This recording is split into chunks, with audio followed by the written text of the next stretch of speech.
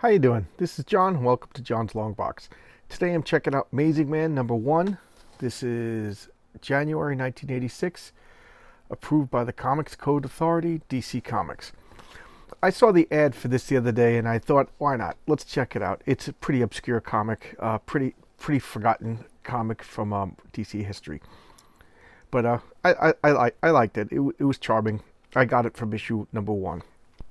I remember my friend Larry, who owned the comic book store, said you got to get this, and he rarely did that.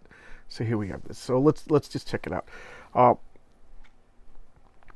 Yeah, it's, I don't know. I'm looking at the indicia. We already know that it's copyright 1985, but it came out in 1986. Okay, so this is Amazing Man by why can't I think? Stefan DiStefano and Bob Rozakis. Okay, it was created by them, and they're the art team. Excuse me. See, here we have Siegfried Horatio Hunch the Third. That's this gentleman right over here. There's something wrong with him. He's drawn like a cartoon character in a world where everybody is real, except for Denton. Denton's his best friend, and he's like a dog-faced boy, and they don't mention it. It's just so weird. He's just accepted as this dog-faced boy because his sister is human, so I don't know what's happening. I don't know, is he a mutant? Was there an accident? You know what I mean? But he dresses up as Amazing Man, and he just goes around and he does good deeds. So he's kind of like a little delusional guy in the neighborhood. He just helps this little kid, falls down, and he wants to help the kid. Oh yeah, that's it. The little kid's gonna put a cigarette in its mouth. So he's saving the little kid from doing something disgusting like that. And everybody's always amused by him. He's not hurting everybody. Some people think he's weird, but he's a good guy. And that's what's going on throughout the comics. A lot of words, a lot of dialogue. This is their landlord. She's just like this grouchy lady that they all ignore. And he's trying to stop a robbery. Now, this is like more than just a little kid putting a cigarette in his mouth. And what does he do? He just runs into the guy. The guy trips up, and the police comes. And the police are kind of like exasperated. Is that the right word? With Horatio's behavior. He's going to get hurt. But, everybody in town, he kind of is like earning their respect by being like a good guy. So, and that's the tone of this comic. There's no supervillains. There's no murders. There's grants. It's just this goofball going around being a good guy. And then there's like intrigue. There's the cast of characters. He writes for BC Comics, and I forget the name of the comic strip that he writes, but when I think it's at the back, so we'll find it. Elvira, Mistress of the Dark T-shirt. There you go. That's pretty cool. Who does the art? Did they say? I don't know. I don't know who does that art. It looks familiar, though. That's going to kill me. If anybody knows who did that art, let me know. So here's that kid that was going to put the cigarette in his mouth is about to get hit by this car. So look, this is real danger. This is real stakes now. And, of course, he doesn't think. And the truck driver, where'd that kid come from? He just didn't see them. So look, he just jumps, grabs the kid, pulls him out, and everybody in Queens who sees this is just like, yay! So all the people that didn't respect him or thought he was a goofball, he's a hero now. And his look at it, I find it sweet. His best friend is all teary-eyed. Everybody's happy, and Denton, he's a good guy too. But sometimes these kind of people kind of wear on you. So he feels bad for like trying to get him to stop it and behave. Here's a little article about the character itself, written by the creators, because this is the first issue and they don't have any letters yet. I remember I told you that in order to qualify for subscription rates, they had to have 2 pages of text, no ads. So this is one, but this goes to the direct market, so whatever.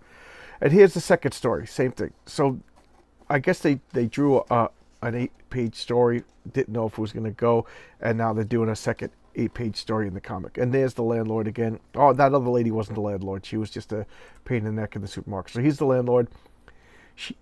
and she's just sweet, but she always just grunts. And then there's Guido. Guido's kind of like the lovable goof that lives in the building. He thinks he's a better ladies' man than he is. He's always hitting on the girls, getting kind of rejected, and he's always calling in sick from work. It's just a goof off. And he kind of teases Horatio, but at the same time, he kind of respects him because, he's a brave guy doing good stuff. And he kind of busts Denton's chops because of the way he looks. So he's, he would never do this on purpose, but he got him to stop busting on Denton by letting go of this thing and it thwacks him in the eye, And he's genuinely sorry, even though that's kind of what Guido needed to be taken down a peg. But that's Horatio for you. He's a good guy. And this is KP. This is Denton's sister. So, like I said, I don't know what's going on. I don't know if they ever explained why he looks like that or it's just one of those things. But, she's kind of motherly towards Denton. She's kind of motherly towards Horatio, and she's just good, helps him out. And this is Brenda and Eddie, of course, like the Billy Joel song, Brenda and Eddie with a popular study. That's where they got the name from. And they're like the happy, loving couple that live in the building. And he works in a bank. I forget where she works, but they're just like the good couple. They fight like a normal couple, but they work it out, And that's where the intrigue of the story of this comic is this cast of characters that lives in Horatio Amazing Man's building. So you see his 2 whole pages without the main character. 3 pages. Well, here he is down here.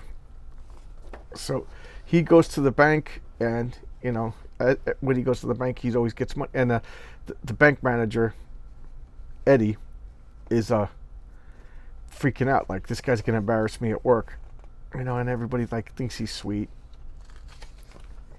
And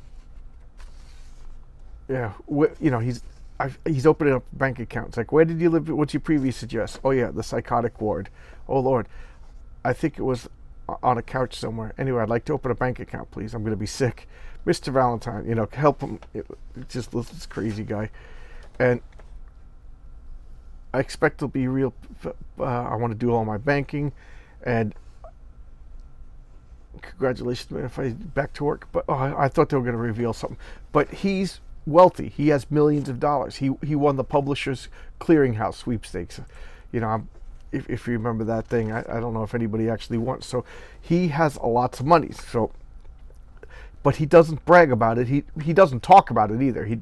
It's not like he goes around telling people he's rich. He just doesn't have to worry about money, and he lives in his apartment. He pays his rent, but he doesn't live ostentatiously. He's just a humble, goofy little guy. And there you go.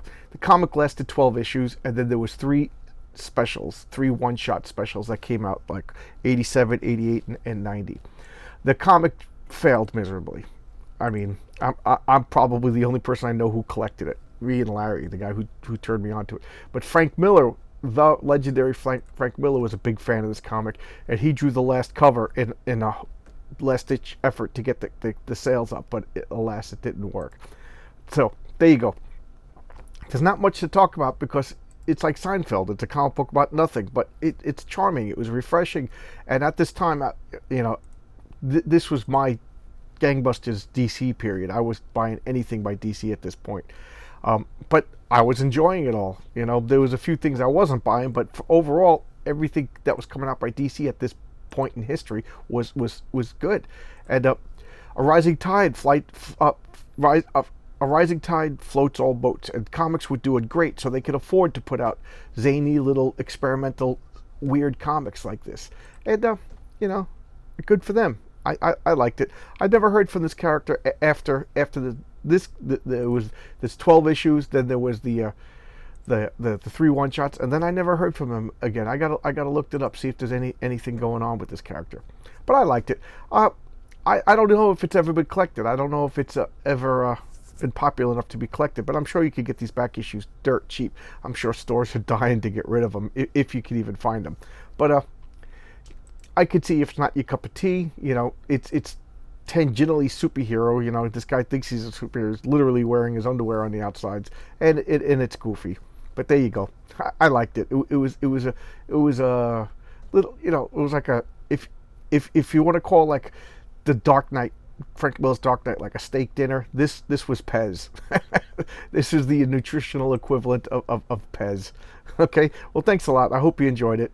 This is goofy. It's a fun memory, and thanks a lot. I appreciate that you took your time to spend a couple minutes listening to me rave about a forgotten comic. Thank you very much. Bye bye.